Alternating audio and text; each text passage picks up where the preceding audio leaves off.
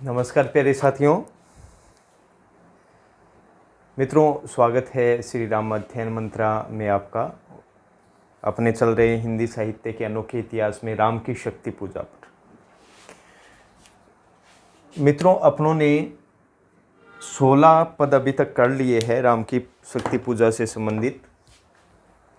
अब चलते हैं अगला 17वां। राम का विषानन देखते हुए कुछ क्षण हे सखा, विभीषण बोले, आज प्रसन्न वदन वह नहीं देखकर जिसे समग्र वीर वानर भलुक विगत श्रम हो पाते जीवन निर्जर। रघुवीर तीर सब वही तूर्ण में है रक्षित, है वही वक्ष रण कुशल हस्त बल वही अमित, है वही सुमित्रा नंदन मेघनाथ जितरण, है वही भलपति वानरेंद्र सुग्रीव परमन, तारा कुमार भी वही महाबल श्वेत धीर, अप्रतिभट वही एक अर्बुद सम महावीर। यहाँ तक देखते हैं। मित्रों, जब राम चिंतित है, पूरी तरीके से युद्ध में टूट गए हैं, अनेक मनोवेग उनके मस्तिष्क में चल रहे हैं, हृदय में चल रहे हैं, उस समय विभीषण हैं उनको युद्ध के लिए उत्साहित करते हुए बोल रहे हैं। क्या बोल रहे हैं? देखो, विभीषण राम का विषण आनन, विषण का मतलब होता है उदास, आनन का मतलब होता है मुख। तो विभीषण है वो राम का उदास मुख देखकर, कुछ क्षण का मतलब आप जानते हो, कुछ क्षण हो जाएगा। समग्र का मतलब सभी या सारी, वीर वानर मतलब वीर वानर सेना, भलुक भालू हो जाएगा। विगत शर्म से रहित, थकान से रहित, जीवन निर्जर, प्रसन्नता रूपी जो जीवन है उसका झरना। रघुवीर राम के लिए आया है। तीर सब वही तूर्ण, तूर्ण का मतलब होता है तरकस, तूर्ण का मतलब तरकश। रक्षित का मतलब रक्षा हो जाएगा, वक्ष स्थल हो जाएगा, रण कुशल हस्त, युद्ध में कुशलता दिखाने वाली भुजाएं या हाथ, बल वही अमित, कभी न मिटने वाला बल। सुमित्रा नंदन कौन है मित्रों? लक्ष्मण। मेघनाथ का मतलब मेघनाथ हो गया जित रण, युद्ध में जीतने वाले। भलपति भालुओं की सेना के स्वामी। वानर इंद्र, वानरों के स्वामी सुग्रीव। परमन मतलब प्रसन्न रहने वाले। तारा कुमार, बाली की पत्नी तारा, और तारा के पुत्र कौन? अंगद। वो क्या है? महाबलशाली है, अत्यधिक शक्तिशाली है। श्वेत वर्ण वाले हैं। धीर मतलब धीरज रखने वाले हैं।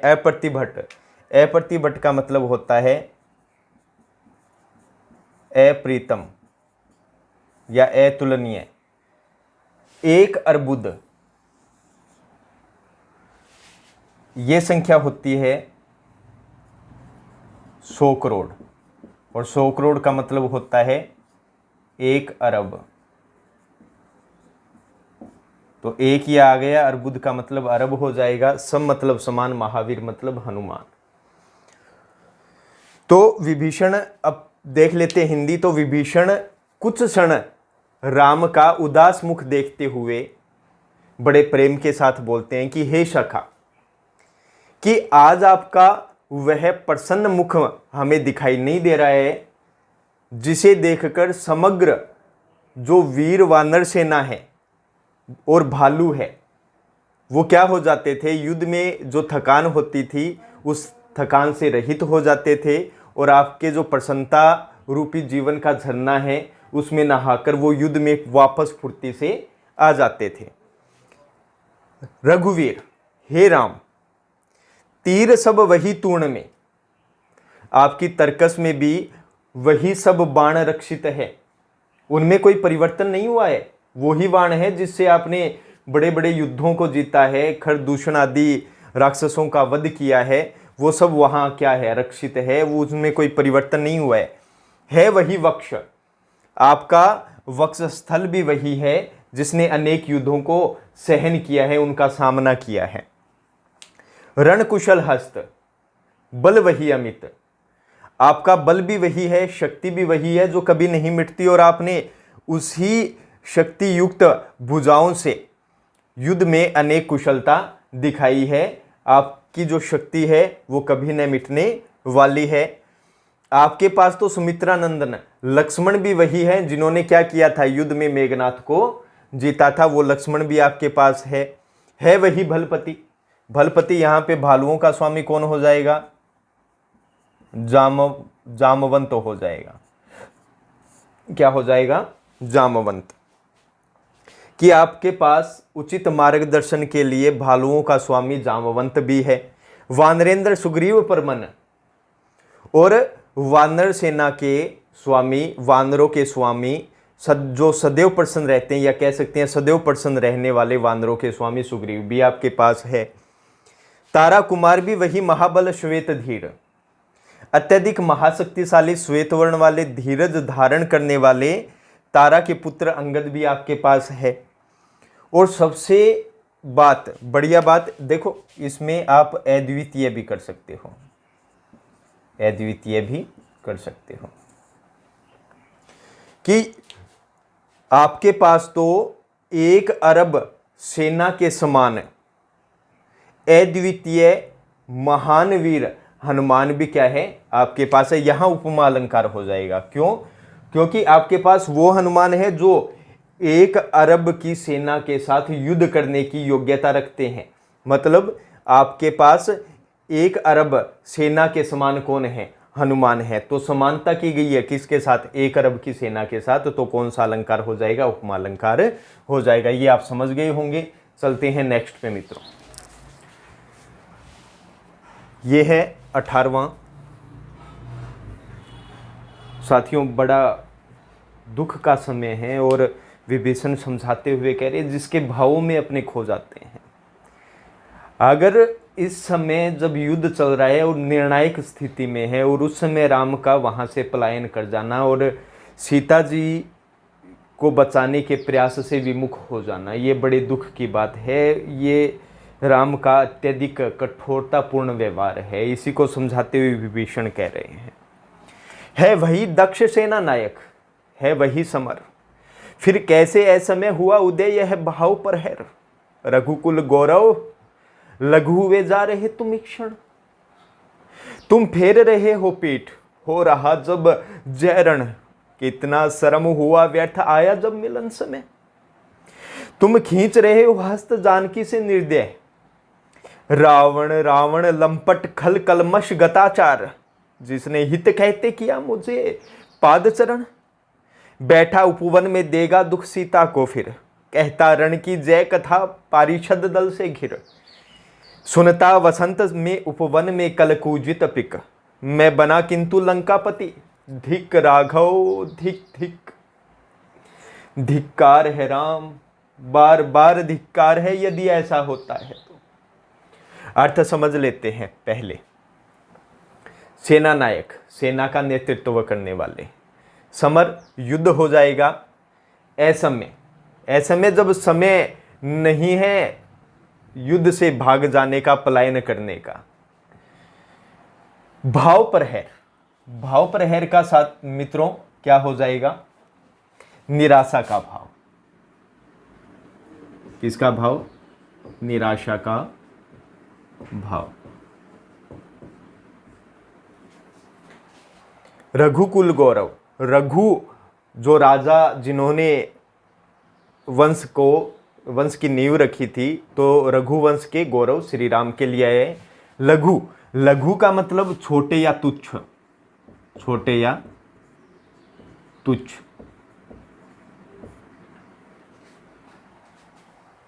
कुछ फेर रहे हो पीठ, तुम फेर रहे हो पीठ, हो रहा जब जयरण, युद्ध के अंदर विजय, कितना श्रम हुआ व्यर्थ, आया जब मिलन समय, तुम खींच रहे हो हस्त जानकी से निर्दय। निर्दय का मतलब होता है कठोर।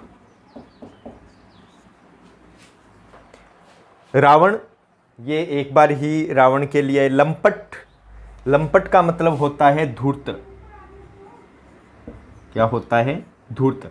खल का मतलब होता है दुष्ट। कलमस, कलमस का मतलब होता है पापी। गताचार, गताचार का मतलब आप भ्रष्टाचारी कर सकते हो। दुराचारी कर सकते हो, दुराचारी, या कह सकते हो आचरण से रहित।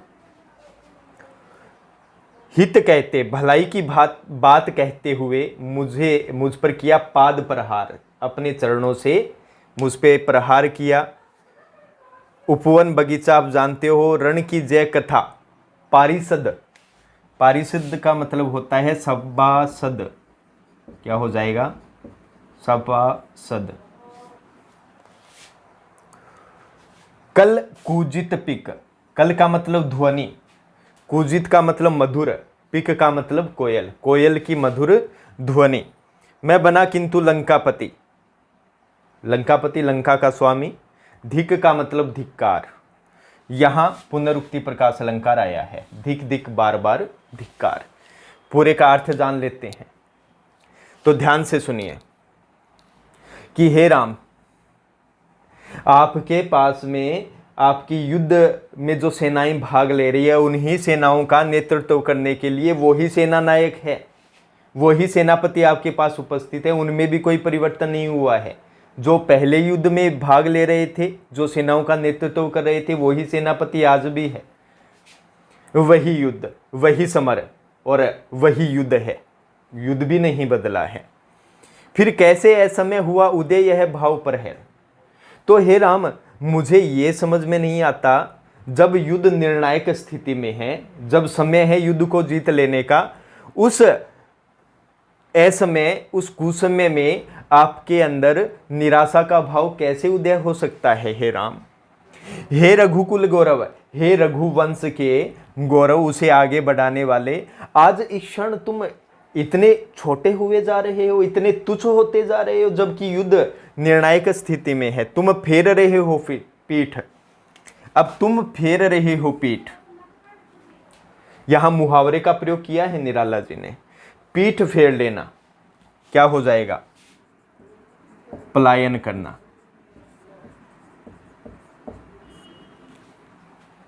हो रहा जब जयरण, कि हे राम, जब अपने युद्ध के अंदर विजय कर रहे हैं और उस विजय के अंदर तुम अपनी पीठ फेर रहे हो, वहां से पलायन करने का भाव आपके अंदर आ गया, तुम पलायन करना चाहते हो वहां से।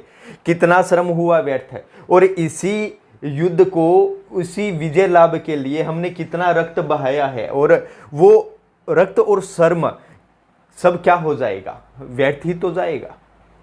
आया जब मिलन समय, हे राम, जब जानकी से मिलने का समय आया, उस समय तुम पलायन करने का भाव रखते हो, वहां से युद्ध से चले जाना चाहते हो। तुम खींच रहे हो हस्त। फिर मुहावरे का प्रयोग किया है निराला जी ने। हाथ खींच लेना मतलब प्रयास करना छोड़ देना, प्रयास करना छोड़ देना। निर्दयी, कठोर, निर्मम जिसे बोलते हैं। निर का मतलब नहीं, यहाँ वैसे निर्मम हो जाएगा, मतलब जो रहस्य न जानता हो। अब आगे विभीषण कह रहे हैं, हे निर्मम, दुख तो इस बात का है कि जब जानकी से मिलने का समय आया है, जब जानकी के पास हम जा रहे हैं, उस समय तुम जानकी को छुड़ाने के प्रयास से क्या हो रहे हो? विमुख हो रहे हो। उनको छुड़ाने का प्रयास तुम छोड़ रहे हो।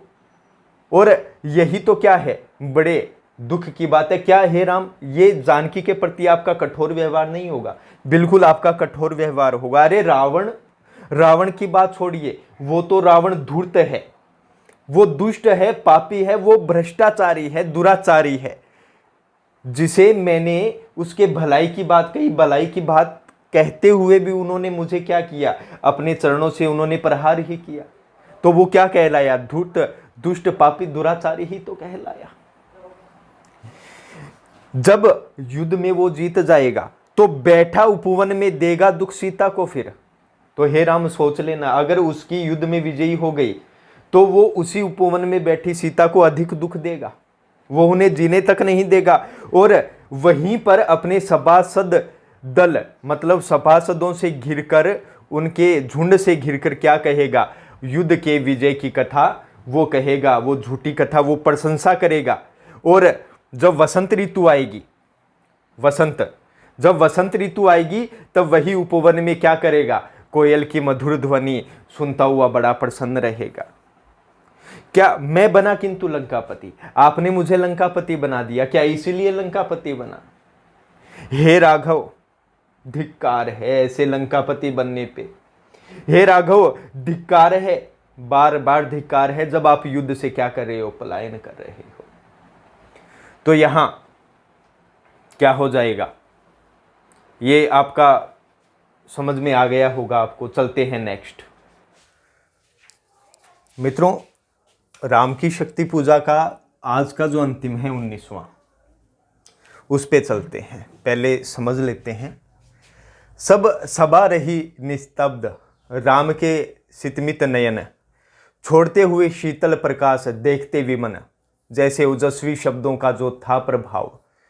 उसने नहीं कुछ चाव, नहीं कोई दुराव, जो हो वे शब्द मात्र मैत्री के समुद्रिक्त। पर जहाँ गहन भाव के ग्रहण की नहीं शक्ति, कुछ क्षण रहे तक रहकर मौन सहज निज कोमल स्वर। बोले रघुमणि मित्रवर, विजय होगी न समर, यह नहीं रहा नर वानर का राक्षस से रण। उतरी पा महाशक्ति रावण से आमंत्रण, अन्याय जिधर है उधर शक्ति, कहते छल छल हो गए नयन। कुछ बूंद पुनः ढल के दृग जल के। यहां तक देखते हैं। निस्तब्ध का मतलब होता है साथियों मौन। सितमित का अर्थ होता है अध खुले, नयन मतलब नेत्र। विमन का मतलब होता है उदास भाव या निराश भाव। ओजस्वी का मतलब उत्साहित कर देने वाले। चाव का मतलब उत्साह हो जाएगा, उत्साह। दुराव का मतलब हो जाएगा छिपाओ।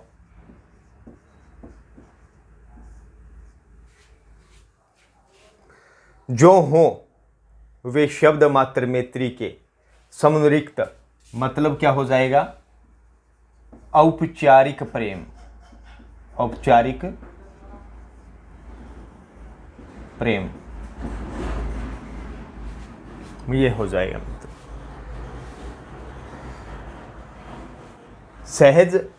सहज निज स्वयं कोमल स्वर हो जाएगा। रघुमणि श्री राम के लिए आया है। समर का मतलब युद्ध हो जाएगा। नर वानर, मनुष्य और वानर का, राक्षस से रण युद्ध। पा मतलब पाकर, महाशक्ति मतलब दुर्गा या काली। आमंत्रण का मतलब होता है निमंत्रण। अन्याय जिधर है उधर शक्ति, कहते छल छल हो गए नयन, कुछ बूंद पुनः ढल के दृग जल। यहां तक देखते हैं साथियों। अब विभीषण लगातार अपने जो वाणी से उत्साह भरने की कोशिश कर रहे हैं श्री राम में, और उन्हीं उत्साहित ओजस्वी वचनों को सुनकर सभी सभा क्या हो गई थी, आश्चर्यचकित होकर मौन हो गई थी। वो चुप हो गए थे कि इतनी उत्साहित वचन, और उन्हीं उत्साहित वचनों को सुनकर राम के सितमित नयन, राम के अधखुले नेत्र, राम के अधखुले नेत्र उदास भाव से शीतल प्रकाश का क्या कर रहे थे, छोड़ते हुए मतलब संचार कर रहे थे। वो निराश भाव में खोए हुए थे, और ऐसा लगता था कि जो विभीषण के द्वारा ओजस्वी शब्द बताए जा रहे हैं, उन्हें कहे जा रहे हैं, उनका जो प्रभाव था, उस ओजस्वी प्रभाव से ना तो उन्हें क्या था, किसी प्रकार का उत्साह दिखाई दे रहा था उन ओजस्वी शब्दों के प्रभाव का, और ना ही उनसे कोई छिपाव दिखाई दे रहा था। मतलब वो अपने आप में तटस्थ हुए दिखाई दे रहे थे, और ऐसा लग रहा था मानो वे शब्द मात्र मैत्री के औपचारिक प्रेम को बता रहे हों। वो सिर्फ क्या हो, वो शब्द मात्र क्या हो, मैत्री का औपचारिक प्रेम हो, पर जहां गहन भाव के ग्रहण की नहीं शक्ति, पर उनमें गहन का मतलब गंभीर भाव ग्रहण करने की बिल्कुल भी शक्ति नहीं थी। जो राम बैठे तो थे, ना तो उन ओजस्वी शब्दों से उन्हें कोई लगाव था, न ही उनसे कोई छिपाव था। बस केवल उन्हें वो ऐसा लग रहा था कि ये केवल मैत्री के औपचारिकता ही है मैत्री की। अब इसी भाव में उनके गंभीर भाव ग्रहण करने की बिल्कुल भी शक्ति नहीं थी। अब कुछ क्षण तक रहकर मौन सहज निज कोमल सवर। फिर श्री राम कुछ क्षण तक क्या रहते हैं, मौन रहते हैं, और मौन रहने के पश्चात अपने स्वयं के सहज कोमल स्वर में बोलते हैं। बोले रघुमणि श्री राम। तो श्री राम स्वयं के सहज और कोमल स्वर में बोलते हैं कि मित्रवर, हे विभीषण, इस युद्ध में मुझे नहीं लगता है कि विजय हो पाएगी। इस युद्ध में कभी भी विजय नहीं हो पाएगी। यह नहीं रहा नर वानर का राक्षस से रण, क्योंकि अब यह युद्ध केवल मनुष्य, यह युद्ध है वह मनुष्य और वानर का राक्षसों से युद्ध नहीं रहा है। क्योंकि रावण से निमंत्रण पाकर साक्षात दुर्गा या काली है, वो युद्ध में आ चुकी है। यहां राक्षस युद्ध नहीं कर रहे हैं, राक्षसों की ओर से दुर्गा या जो काली माता है वो युद्ध कर रही हैं। अन्याय जिधर है उधर शक्ति। रावण है वो अन्याय, अधर्म का प्रतीक है, और दुर्भाग्य की बात, बड़ी विडंबना की बात है कि अन्याय जहां पर है उधर शक्ति है। मतलब जहां अन्याय है, अधर्म है, वहां शक्ति साथ दे रही है। ये तो बड़े दुर्भाग्य की बात है। और ऐसा कहते कहते राम के नेत्रों से छल छल अश्रु की धारा बहने लग जाती है। हो गए नयन, फिर उनकी आंखों से क्या है, नेत्रों से छल छल करके आंसू गिरने लग जाते हैं। कुछ बूंद पुनः ढलके दृग्जल, उसके पश्चात कुछ एक बूंदे और दृग्जल आंसुओं के रूप में उनकी आंखों से ढुलकने लग जाती है, बहने लग जाती है। एक वो समय था जब सीता जी को याद करके उन्होंने 2 आंसू गिराए थे और हनुमान को क्रोध आया था, और एक अब समय है कि वो महाशक्ति का स्मरण करते हुए पुनः आंसू बहा रहे हैं, क्योंकि उन्हें पता है कि अब राक्षस युद्ध नहीं कर रहे हैं, साक्षात माँ काली, माँ दुर्गा युद्ध कर रही हैं। तो अब वो युद्ध नहीं जीत सकते। इसी भाव को लेकर अब वो पूरी तरीके से निराशा में डूबे हुए हैं। ठीक है मित्रों, आज के लिए इतना ही। मिलते हैं फिर नेक्स्ट वीडियो में। इसी के साथ श्री राम अध्ययन मंत्रा का हिंदी साहित्य का अनोखा इतिहास आपसे विदा चाहता है। तब तक के लिए जय हिंद, जय भारत साथियों।